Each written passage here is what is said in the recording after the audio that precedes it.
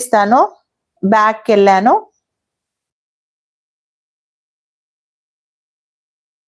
ఇదిగోండి ఈ short video. 10.5 దగ్గర చెస్ట్ పాయింట్ ఉంది. 10.5 దగ్గర ఇక్కడ నుండి ఎంత తీసుకోవాలి? 4 ఇంచెస్ తీసుకోవాలి. ఓకే, ఇక్కడ నుండి 10.5, ఇక్కడ నుండి 4 ఇంచెస్, దాటేమో 3 ఇంచెస్. ఎగ్జాక్ట్ గా మనకు పర్ఫెక్ట్ పాయింట్ వచ్చేస్తుందండి. ఓకేనా, మీకు అర్థమయ్యిందా?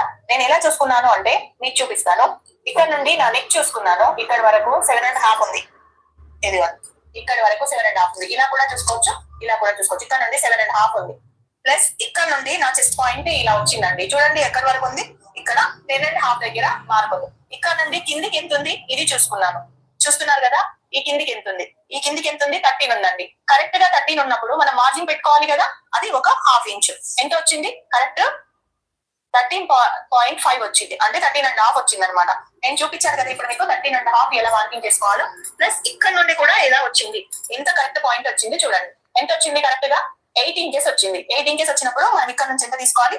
4 ఇంచెస్ తీసుకోవాలి. ఈ పాయింట్